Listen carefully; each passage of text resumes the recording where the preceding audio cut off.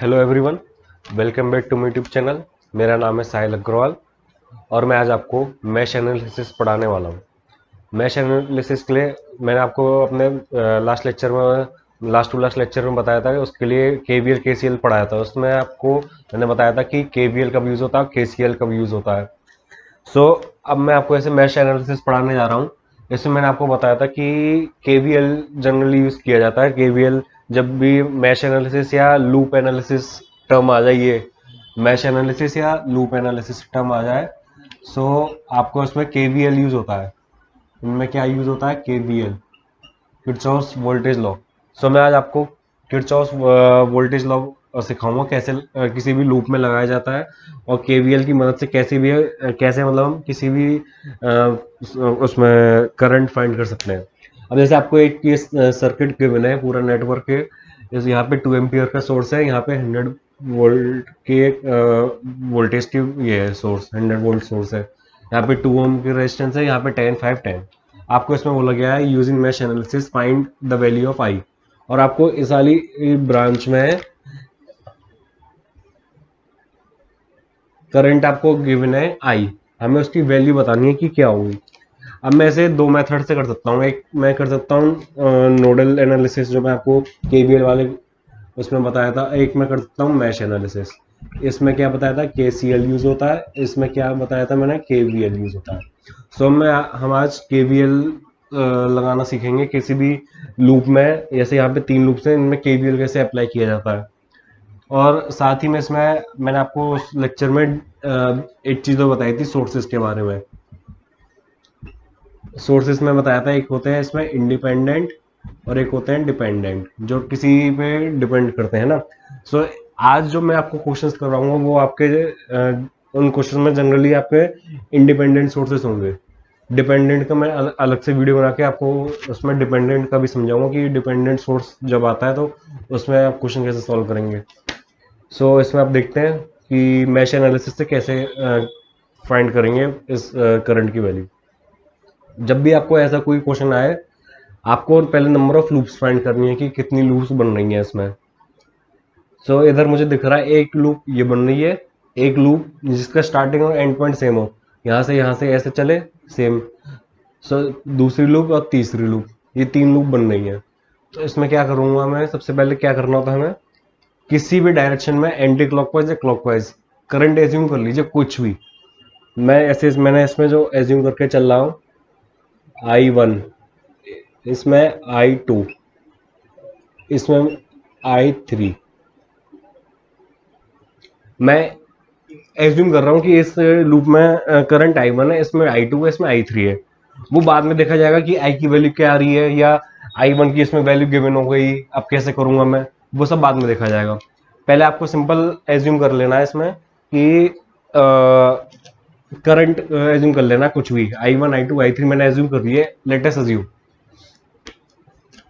अब मैं इसमें देख पा रहा हूँ ये I1 ऐसे फ्लो हो रहा है, मतलब, और ये 2 एम्पियर का सोर्स भी ऊपर जा रहा है। सो इसमें क्या लिखेंगे हम? सबसे पहले इन मैश 1, मैश 1 बोल सकते हैं या लूप बोल सकते हैं। I1 की वैल्यू आपको डायरेक्ट पता चल गई। जितने वेरिएबल उतनी नंबर ऑफ इक्वेशन होनी चाहिए। आपने मैथ्स में पढ़ा होगा कि नंबर ऑफ जितने वेरिएबल्स होंगे उतनी इक्वेशन होंगे, तभी आपकी इक्वेशन सॉल्व हो पाएंगी। अब मैंने इसमें क्या किया? I1 एज्यूम कर लिया इसमें। I1 की वैल्यू इसमें क्वेश्चन में एक चीज अच्छी थी कि 2 एम्पियर करंट सोर्स है, तो आपको I1 की वैल्यू डायरेक्टली पता चल गई क्या आएगी। I1 की वैल्यू आएगी इसकी 2 एम्पियर। एक दूसरी चीज, इसमें कोई करंट है नहीं। अब मुझे फाइंड करना I। अब ये 2 एम्पियर वाला सोर्स ऐसे तो फ्लो हो रहा है, और करंट I की वैल्यू भी इस डायरेक्शन में है, जो 5 ओम के रेजिस्टर्स जो है उसके अक्रॉस I की वैल्यू भी ऐसी है और I2 भी ऐसी है। सो I2 की वैल्यू हो गई I। मुझे मतलब I2 फाइंड करना है, बेसिक जो इसमें फाइंड करना है। अब मैंने मैश 1 में केवीएल लगा दिया। अब इन मैश 2 यूजिंग केवीएल,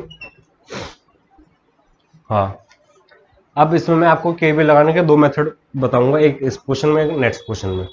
दोनों से आपके कोई भी क्वेश्चन सॉल्व हो जाएगा, है ना। या अब I2 फ्लो हो रहा है। सबसे पहले मैंने लिख लिया I2। इस लूप से जितने भी रेजिस्टेंसेस कनेक्टेड है उनकी वैल्यू, पहले 2 आएगा, फिर 5, फिर 2, ये आ गया। इसे बाद में क्या करना है, पहले जिस लूप में आप केवीएल लगा रहे हैं, मैं लूप 2 में लगा रहा हूं, इस लूप में जितने भी रेजिस्टेंस हैं और जो करंट मैंने एज्यूम किया, I2 एज्यूम किया है, और ये 3 रेजिस्टेंसेस हैं, सो मैंने इनकी वैल्यू लिख ली। अब क्या करेंगे, माइनस का, विद माइनस साइन। अब ऐसे इस वाले ब्रांच में मैं करंट देखूँ, अब मैं इस वाली लूप को एज्यूम कर रहा हूँ, मतलब ये मेजर सबसे मतलब हैवी लूप एज्यूम मान लेंगे इसे, या मेजर करंट इसका माना जाएगा। I2 ऐसे जा रहा है और I1 ऐसे जा रहा है, ऐसे इसमें I2 ऐसे जा रहा है और I3 ऐसे जा रहा है, ऐसे जा रहा है। माइनस का I2 ऐसे जा रहा है तो माइनस का 2I1 नीचे आएगा। देखिए ये हो गया करंट, ये resistance V equal to I R in I R minus, एक और माइनस क्यों आएगा इसमें, क्योंकि ये अपोजिट डायरेक्शन में फ्लो हो रहा है। अगर मानिए मैं इसमें अभी करंट ऐसे I1 मानिए मैंने ऐसे माना होता, ऐसे, और कर I2 भी ऐसे जा रहा है, तो ये प्लस का 2I1 आता, यहाँ पे फिर प्लस आता। अब मैंने इसे कैसे माना है, इसे मैंने माना है इसे अपोजिट, ये ऐसे जा रहा है इस लूप में, और ये I2 ऐसे जा रहा है। अब मैं I2 वाली लूप को देख रहा हूँ, तो ये वाला ये अपोजिट डायरेक्शन में कहलाएगा, सो इस तरह से यहाँ पे आ जाएगा माइनस, और यहाँ पे अगर मैं सेम डायरेक्शन होती तो प्लस आता। अब यहाँ पे भी I2 जा रहा है ऐसे, और I3 जा रहा है ऊपर, सो माइनस का 2I3 इक्वल टू 0। कोई वोल्टेज सोर्स नहीं है इस लूप में, सो आपको 0 के इक्वल हो जाएगा। अब मैश 3, मैं बस आपको इक्वेशंस लिखना सिखा रहा हूँ, बाकी आप सॉल्व अपने आप कर सकते हैं, मैं आपको इसका आंसर और दे दूंगा, है ना। अब लूप 3 में आते हैं, चलिए। लूप 3 I3 है, सो I3 नंबर ऑफ रेजिस्टेंसेस देखेंगे 2 है, 10 प्लस 2। I3 ऐसे जा रहा है, I2 ऐसे जा रहा है, अपोजिट डायरेक्शन में, तो माइनस आएगा, माइनस का 2I2 माइनस का 2I2 इक्वल टू, हाँ सही है। अब I3 ऐसे फ्लो हो रहा है ना। बैटरी का साइन क्या है इसमें, वोल्टेज का प्लस से माइनस। अगर प्लस से माइनस का मतलब क्या हुआ, higher to lower potential, higher to lower मतलब वोल्टेज कम हो रहा है, सो माइनस का 100। नहीं तो आप इसे ऐसे भी लिख सकते हैं, ऐसे यहाँ पे इक्वल टू 0 ना लाके, जिस टर्म पॉजिटिव में एंटर कर रहा है तो प्लस 100 इक्वल टू 0, पॉजिटिव में एंटर कर रहा है तो पॉजिटिव कर दीजिए, नहीं तो जिससे लीव कर रहा है इक्वल टू माइनस का 100, बात आपकी वही होगी। सो आप पे I1 की वैल्यू आपको पता है, सो ये इक्वेशन नंबर 1 हो गई, ये equation number 2, equation number 3। On solving equation 1, equation 2, equation 3, इसमें आपको इजी क्या हो गया, I1 की वैल्यू आपको पता है, I1 की वैल्यू पता है, I2 I3 में एक इक्वेशन बन गई, एक I2 I3 में इक्वेशन बन गई, दो इक्वेशन दो वेरिएबल आप सॉल्व कर सकते हैं, है ना। तो इसका I1 की वैल्यू आ जाएगी आपके पास 2 एम्पियर, ये है ही। I2 की वैल्यू आ जाएगी -1.46 एम्पियर, I3 की वैल्यू हो जाएगी माइनस का 8.576 एम्पियर, और I2 क्या आता है इसमें, I, सो ये आपका आंसर हो गया। इसमें ये पूछा गया था, है ना। मैं फिर से बताता हूँ इसमें क्या था, आपको इसमें बोला गया था कि using mesh analysis find the value of I आपको इसमें क्वेश्चन में गिवन था कि इस वाले रेजिस्टेंस के अक्रॉस आई करंट फ्लो हो रहा है, वो भी विद डायरेक्शन आपको गिवन थी। मैंने क्या किया, इसमें क्या करना होता है मैश एनालिसिस में, जितनी लूप है उतनी पहले नंबर ऑफ करंट्स मान लीजिए उस लूप में, मतलब जित करंट फ्लो कर रहा है किसी भी डायरेक्शन में मान सकते हैं। इसमें मैंने I1 माना, इसमें I2 माना, इसमें I3, irrespective of the current sources present in them, है ना। सो मैंने करंट सोर्स नहीं देखा, सिर्फ पहले मान लिया। अब बाय लक इसमें क्या हुआ, I1 की वैल्यू 2 एम्पियर आ गई, क्योंकि करंट भी ऐसे फ्लो हो रहा है, 2 एम्पियर भी ऐसे फ्लो हो रहा है ना। I2 ऐसे जा रहा है इधर, और I भी ऐसे जा रहा है, तो I2 भी इक्वल टू I की वैल्यू हो गई। अब मैश एनालिसिस लगाना है, आप इसमें तो लगा नहीं सकते, इसमें आपको पता है 2 एम्पियर I1 की वैल्यू, I1 की वैल्यू के लिए आपको इसमें मैश एनालिसिस लगाने की जरूरत है नहीं। अब इसमें क्या करेंगे, जो जिस लूप में आप लगा रहे हो उसमें जो आपने करंट माना वो लिख लीजिए पहले। उसके बाद नंबर ऑफ रेजिस्टेंसेस उस लूप में 2 + 5 + 2, 2 + 5 + 2। फिर करंट आपने इसमें माना ऐसे I2, और I1 भी तो फ्लो हो रहा है नीचे की साइड, सो -2I1। ऐसे ही इसमें करंट ऐसे फ्लो हो रहा है और I3 ऐसे जा रहा है, तो -2I3। अगर दोनों अपोजिट सेम डायरेक्शन में होते तो प्लस आता।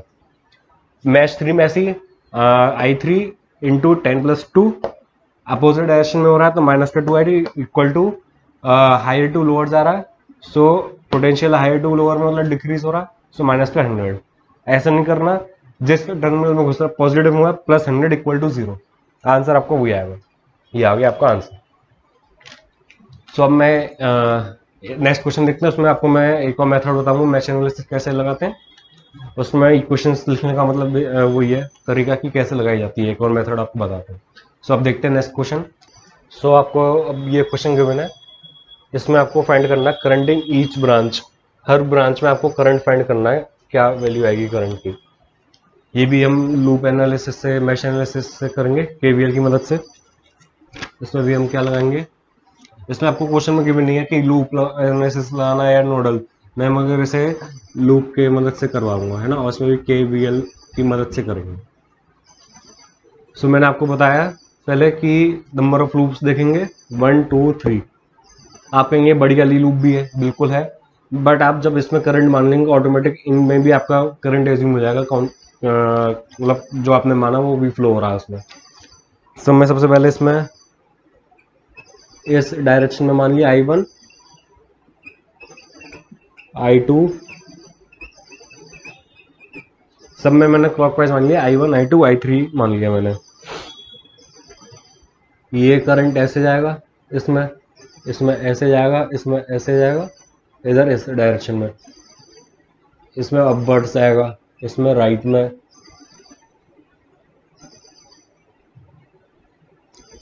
हेयर ऐसी I3 इसमें ऐसे फ्लो होगा। मैंने आपको करंट के डायरेक्शन में बना दी है ना। अब लिखते हैं इसमें इन मैश 1। अब मैश 1 में लिखते हैं, यहाँ से शुरू करते हैं, यहाँ से शुरू करके यहाँ पे वापस आएंगे, है ना। माइनस से प्लस, वोल्टेज इंक्रीज हुआ, वैल्यू क्या है 1 वोल्ट। समेशन केवीएल क्या हुआ आपका, summation of V N equal to 0, I R V की वैल्यू इसमें पता है।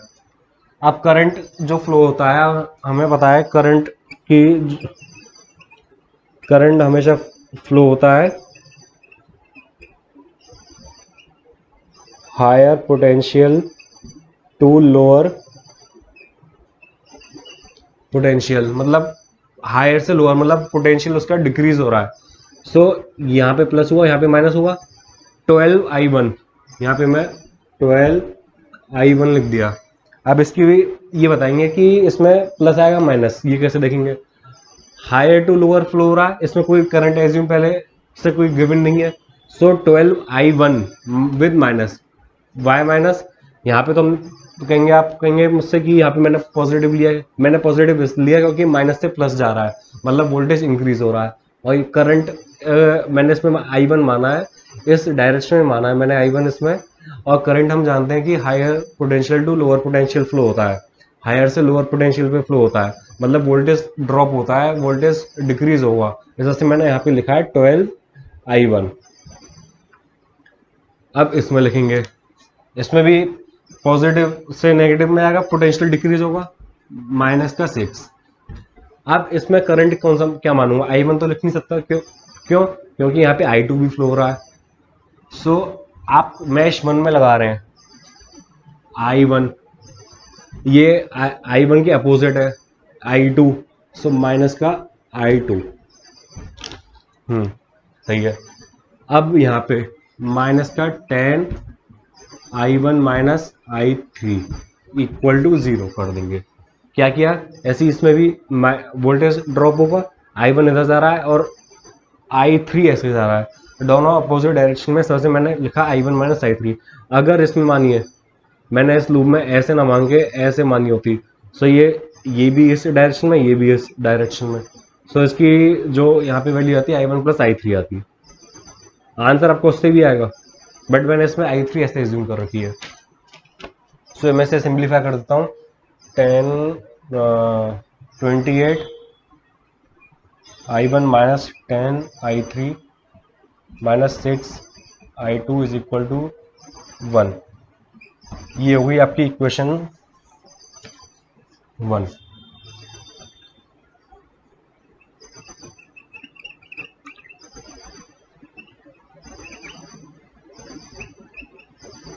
इन मैश 2, अब मैं यहाँ से चलता हूँ इस वाले पॉइंट से, यहाँ पे वापस आऊँगा। माइनस का 6 I2 में, तो I2 माइनस I1, माइनस यहाँ पे क्यों लिया? क्योंकि वोल्टेज ड्रॉप हो रहा है। माइनस का 4 I2 प्लस से माइनस, माइनस 7 माइनस का 8 I2 minus I3 equal to 0। ये हो गई। अब इसे सिंप्लीफाई कर लूंगा मैं पहले। 18 I2 minus 6 I1 minus 8 I3 is equal to minus 7।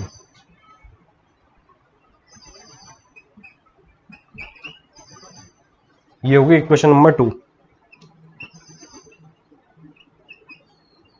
In mesh 3 using KVL, है ना? इसमें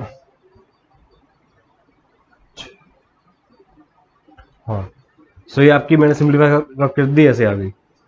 अब मैश 3 में मैं यहाँ से चल रहा हूँ, है ना?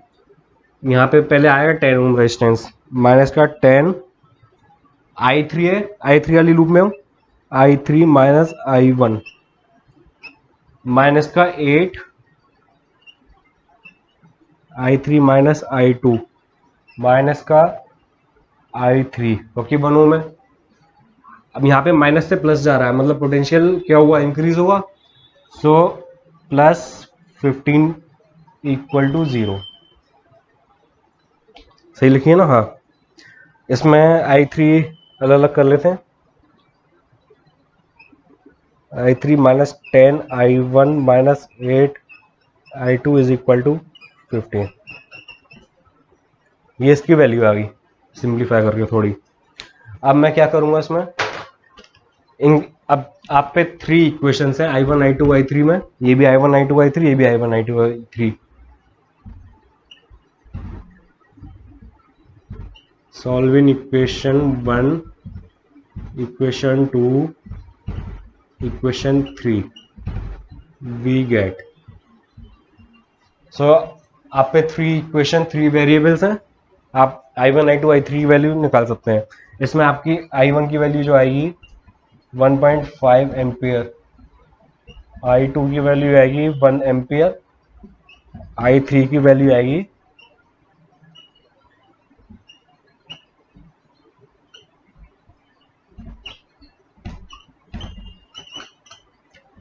अगर आप पे I1 I2 I3 आ गया तो आप इसमें हर ब्रांच में करंट निकाल सकते हैं। इसमें कितना फ्लो हो रहा है, इसमें कितना है, इसमें कितना है, इसमें I1 I2 I3 तो ये हो गए। इसमें I2 minus I3, I3 minus I2। अगर माने आपने I2 माइनस I3 किया, इसमें I2 minus I3 1 ampere, I2 मतलब कि आपका I2 माइनस का 1 एम्पियर ऐसे फ्लो हो रहा है। इसका मतलब क्या होगा? 1 एम्पियर ऐसे फ्लो हो रहा है ना? सो आप माइनस साइन जो भी होता है, मतलब उसकी डायरेक्शन अपोजिट है। जैसे लास्ट क्वेश्चन में ऐसे I1 I2 की वैल्यू, उसमें I2 I3 की सॉरी वैल्यू नेगेटिव आई थी, मतलब मैंने जो भी इसकी डायरेक्शन एज्यूम करी थी वो उसके अपोजिट होगी उसमें। सो ये आपको मैश एनालिसिस का मैंने आपको मेथड 2 भी बता दिया इसमें, कि अगर इसमें मतलब दूसरे मेथड से कि कैसे करते हैं सॉल्व। इसमें आपको ये क्वेश्चन गिवन था, आपको सबसे पहले क्या करना, जितनी नंबर ऑफ लूप्स हैं उनमें करंट एज्यूम कर लीजिए।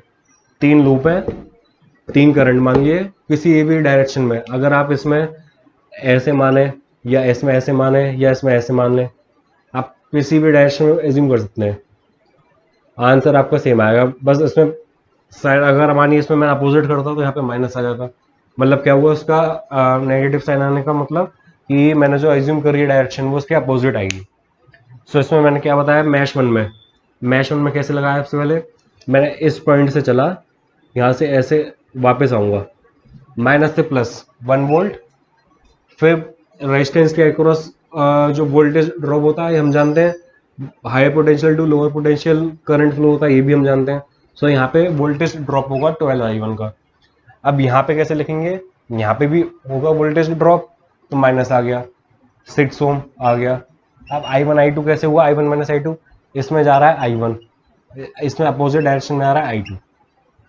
सो i1 ऐसे जा रहा है और i2 ऐसे जा रहा है, तो मतलब अब मैं ले रहा हूँ i1 को i1 वाली लूप में, सो i1 - i2, इसमें भी ऐसी वोल्टेज ड्रॉप ओवर रेजिस्टेंस का माइनस का 10 आ गया, i1 - i3 आ गया, i1 ऐसे जा रहा है i3 ऐसे जा रहा है।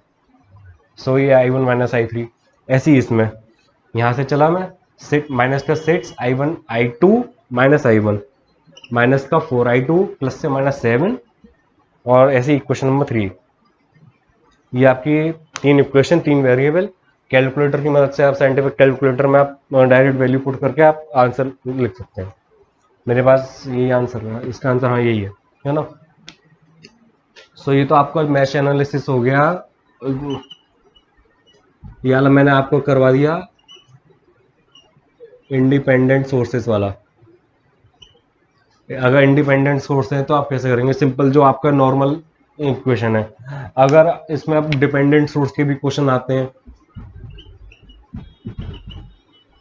अगर यहाँ पे मानिए मैंने इसे हटा के ऐसे ऐसे कोई डिपेंडेंट लगा दिया, मानिए 7 Vx लिख दिया और कहीं प्लस माइनस से Vx गिवन कर लिख दिया, सो आप उस क्वेश्चन को कैसे करेंगे वो भी मैं आपको नेक्स्ट लेक्चर में बताऊंगा, डिपेंडेंट सोर्सेस वाला। और फिर मैश एनालिसिस में एक चीज और आती है, एक सुपर मैश का कंसेप्ट आता है। अभी मैश एनालिसिस में एक डिपेंडेंट वाला मैं बताऊंगा, इसके क्वेश्चन करूंगा, और फिर एक सुपर मैश वाला। सुपर मैश भी आसान है। उसमें क्या होता है, सुपर मैश में अगर किसी 2 लूप के बीच में कोई वोल्टेज सोर्स आ जाए, अगर यहाँ पे 6 ओम में होके प्लस माइनस 6 वोल्ट होती या 10 वोल्ट होता, तो ये आपकी सुपर मैश फॉर्म करती है। इसका कॉन्सेप्ट मैं आगे बताऊंगा आपको। सो अब नेक्स्ट लेक्चर में इसका हम डिपेंडेंट सोर्स से देखेंगे। अगर आपको इन दोनों क्वेश्चन में कोई भी स्टेप समझ में नहीं आया और मैंने इक्वेशन कैसे लिखी है, कैसे फॉर्म हुई है, कोई डायरेक्शन लेने में इशू आ रहा हो आपको, या कोई चीज़ समझ में नहीं आई हो, या आंसर नहीं आ रहा हो, या कुछ भी XYZ कुछ भी इशू आ रहा हो, सो आप कमेंट बॉक्स में करके मुझसे पूछ सकते हैं, कमेंट करके, या मैं आपको अपने मेल आईडी प्रोवाइड करूँगा डिस्क्रिप्शन में। सो आप मुझे आप डिस्क्रिप्शन में मेल आईडी आप मिल जाएगी, उसमें मेल करके हम मुझसे बता सकते हैं। मैं आपको फिर नेक्स्ट लेक्चर में उसका और अच्छे से अच्छे बताना कोशिश करूँगा पूरी। सो फिर नेक्स्ट लेक्चर में इसका डिपेंडेंट सोर्सेज का देखेंगे कि डिपेंडेंट सोर्सेज के मदद से हम कैसे, डिपेंडेंट सोर्सेज गिवन है तो उसमें KVL कैसे अप्लाई करेंगे, उसके बाद KCL, उसके बाद सुपर मैश, फिर आएंगे नोडल पे। सो फिर नेक्स्ट लेक्चर में मिलते हैं डिपेंडेंट सोर्सेज के क्वेश्चन के साथ। Thank you so much.